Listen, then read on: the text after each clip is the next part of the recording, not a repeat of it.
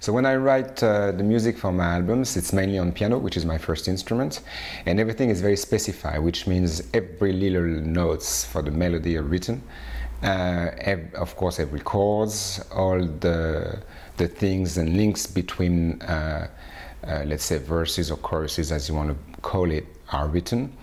Then I put everything in a computer, just do a demo, and send it to the musicians just for them to learn the music, to learn the melodies, to learn everything that I wrote. Of course, when we're in studio, we rehearsed the piece, and each one of the instrument players just can find out if it's written for them. Sometimes they have to change little things just to sound better themselves, but most of the time we keep what I wrote. And concerning the improvisation, there's not much improvisations possibilities on the music I'm writing.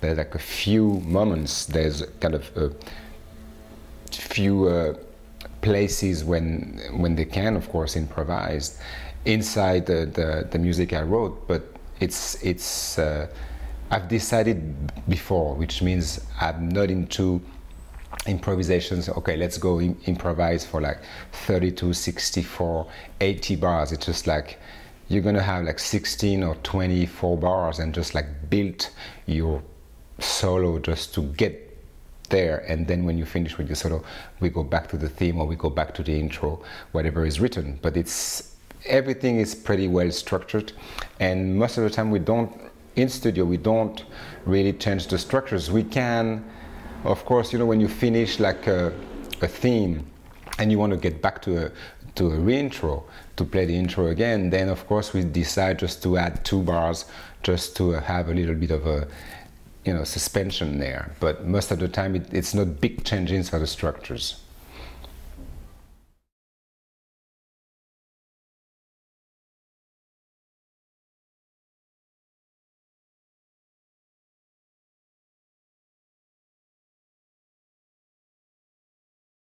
So it's true that each albums that I've been making since the beginning with ECM is a different band of musicians each time, and I think it's the idea. I think if you just consider that you write music, which is your own music, so of course you know your own limits, it helps you to change musicians because they're going to bring you a lot of different things that you're not expecting. So since the very first one and up to this one, it's a real decision of myself to change musician, and I've done that before writing, which means I meet someone, and because of him I'm going to have him in my mind and think about him. Of course, when I say meeting someone, which means we played together, so I know not all of his playing, but like the most which I'm interested in, which means his style. And from this, when I write the music on the piano, I really have his style and have this guy in mind, which means I'm trying to write thinking about him. Of course, I'm not saying I know exactly how to write for him, but I just got the essence of his style, which helps for me to write the whole music. And I guess writing the music for different instrument player each time leads you in different directions. So that's what happened on the last album.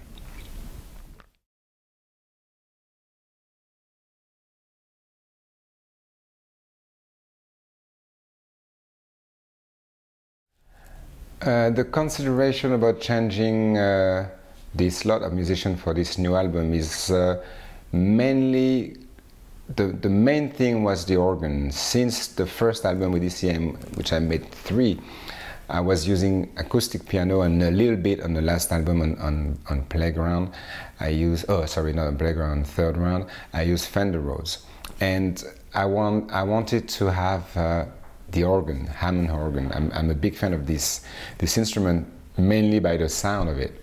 And I thought it would be interesting to get this new instrument on board with the style of drumming that I provide. And so my main concern was I have to find an organ player able to play with me, which means like really having kind of a duet thing.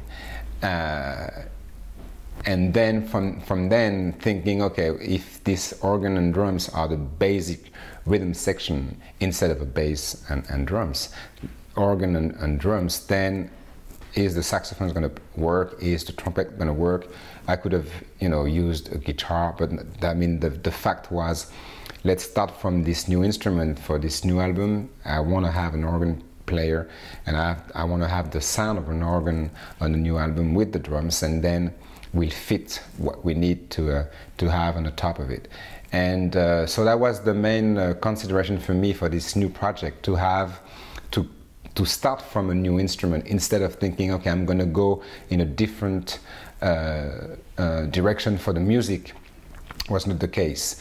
It was mainly, okay, let's start with this instrument, and then it's going to lead me in a different way, and of course the music's going to be sounding different as well.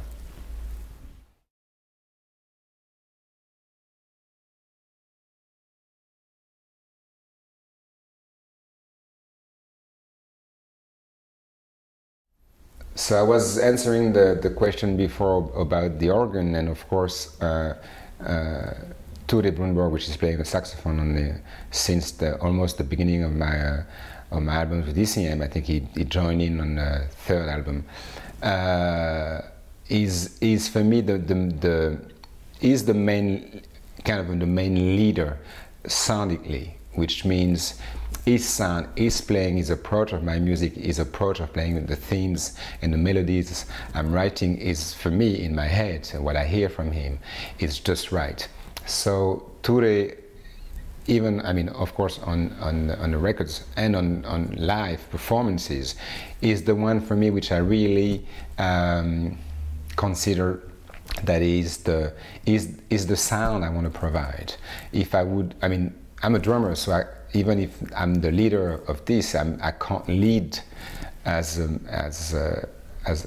band member the band, because this is drums, very rhythmical, and even if I play in a melodic way, the sound of a drums is the sound of a drums. It's not like a saxophone or a trumpet or piano. So finding Tore was for me something very, very special when I met him first, because it's exactly what I could provide if I was playing a different instrument. So that's why this guy is still, I met him, he's on board, and I just love to play with him, and he's really part of my music. I think if I would have to change the saxophone player to another one, it would be sounding totally different, because now I'm really used of his style, of his way of playing the notes, of his way of soloing, and it's really part of me. So most of the time when you listen to records with different band members, you always have someone in the band which always stay there. Is not the guarantee of the music. It's because I think through him the music written is exactly what it needs to be, and I think through Tore, that is the one which makes my music appears the way I hear it in my head.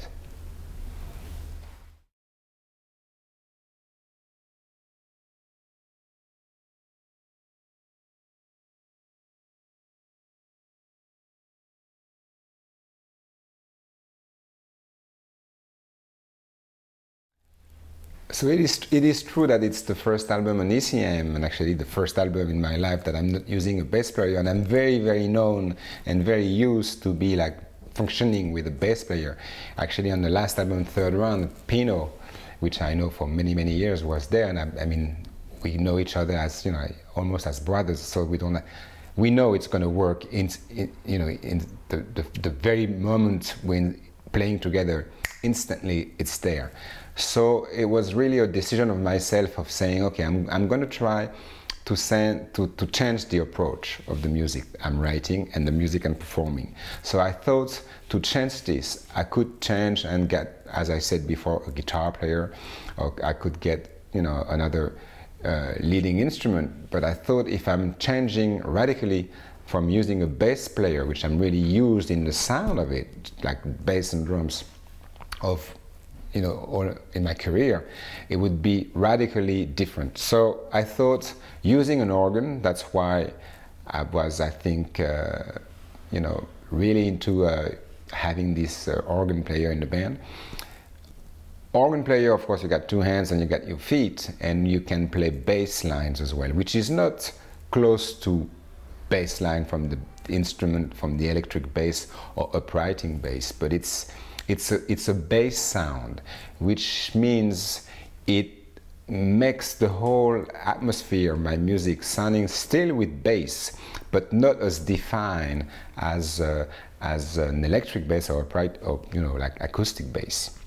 And I thought maybe using, and I think now because I've done the album, I know, because I've heard it, using someone, an instrument player, playing bass lines, not exactly as an electric or acoustic, but having the bass sound around, which helps me maybe eventually, and actually I think it did, sounding more free and getting the way I play differently. And actually, after writing, I didn't know, because when you write, you hear things and it's on a paper, then you put it in a demo, as a demo in the computer. You don't know where you're going. Once you're all together with the musicians and you try the pieces, then the sound is there. And actually, which is very, very interesting, you have this sound, you have the sound around. So let's say that I'm playing with the sound instead of playing in the sound. The sound is surrounding us, like that bass sound from the organ, from the pedal board, or just for the left hand. And then the rest is the same, the rest is similar. And you're just playing around a sound, which means like it's, for me, definitely more freedom. So I can really play, not as percussive as I did sometimes, just like maybe grooving, maybe that just like very, very flowing, like waiting. It's all of a sudden like many, many different possibilities for me as a drummer to approach my own music. So it was I think a good idea just to have this change. And I think when you listen to the music, to the album, it leads you once again in a different universe, I mean atmosphere, a different sphere, because you have a bass sound, but you can't really say the notes. I mean, you hear the notes, of course, but you can't really, it's not as distinctive as a real bass. It's a sound, it's a kind of a bass entity which everyone is around playing with it. So I think it makes it very, very interesting.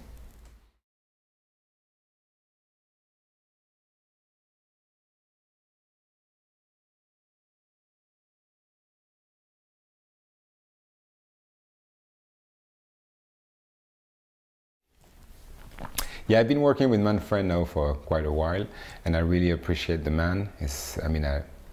And I trust him, which is the main thing when you work with a producer. Except of him being the head of ECM, I've been, as you ask, I mean, be a guest on different projects with ECM. But when it came to my own albums, the first time we worked with Manfred, I asked him, by sending him demos, if he would like to be producing my music. And so he listened to it and said, yes, I'm willing to do it. I think it's interesting. So then it's been now the fourth album. He's still the producer. And as I said, I really trust him, which means like sometimes he's not really into, not the music, but the instrument I'm using in the band. And even that is just listening to it, and it's got a great point each time when we cut the tracks in the studio.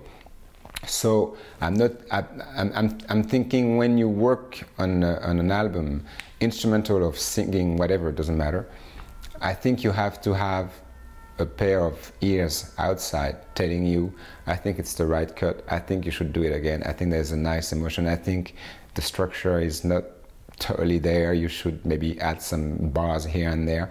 And he's the one, he knows exactly, he's listening, he's very concentrated during the session period, and he's listening to everything we do, to everything I say, and everything I would like to reach.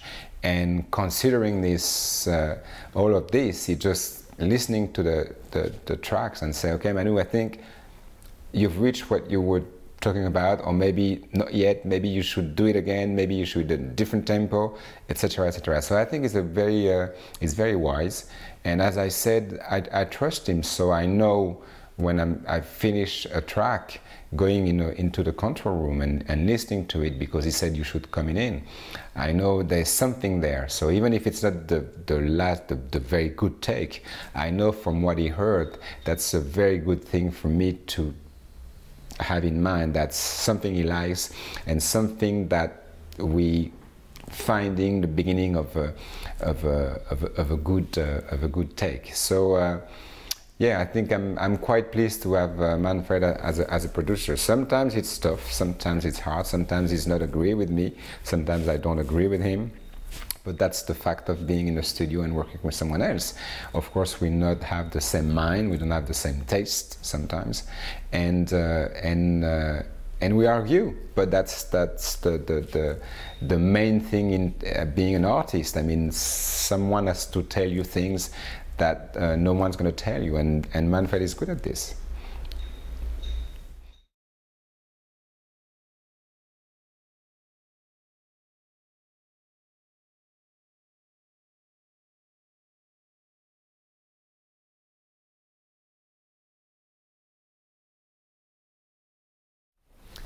Nils Petter Molvær is an amazing musician. I've been listening to his music since a while, and I met the guy, and what made me having the possibility of having him in the band was like we had collaboration with him and Paulo Fresu in Montreal for the jazz during the jazz festival, and we went just improv and loops and stuff and sounds, and I just found out in real, because the only thing since I knew his music was listening to him on records, and then we played together, and I think we had something in common. So I asked him if he wanted to join in for this new album, and he said yes. So as soon as he said yes, as I said before at the beginning of this interview, as I had him in mind. I didn't know him much, but I could find out and suss out exactly where he's going in his sound, in his approach of the music. And I have to say I'm more than pleased, because what he brought on the album is just like beautiful. Of course, Jim Watson on the organ is just unbelievable, and he plays piano too, acoustic piano. Tore Brunborg, as I said, is my main man, and Nils Petter, which was new in the thing as well. Just we had the music, the themes and everything, the small solos here and there, the groove and everything, the atmosphere, and Nils Petter just brought the whole thing to glue it, because it just brought through his way of playing, his way of sounding, using like the microphone in his trumpet and singing in it, and using effects and some loops and some weird thing on the computer, just made the whole thing really interactive, of course, with us, but then the whole thing very, very unique. And I don't know if it would have been the case with another trumpet player, actually, and that's why when we met and when we played together, I knew instantly that this guy and ourselves, the other members of the band, would do something really creative. And that's what it is. When you listen to the album, you just hear that it just brought, like, of course, his influence, his culture, and plus is very, very close to Tore Brunborg, so they know how to play together, which is, it's a good blend together, which helps. But then mainly for me was this character, the character of the sound and his approach on the music. And then he does some overdubs, on his own playing, and it's quite amazing, because it, as I said, it glued the whole thing, but then it took the whole thing once again in a different direction, is open it up, but very widely and pretty. On some tracks, I didn't expect that, because it just brought some ideas, which is like, I was like, okay, Nils Petter, just like, that's brilliant. So I think I was a very, very good choice, and I was very, very happy that he agreed to play on this new album.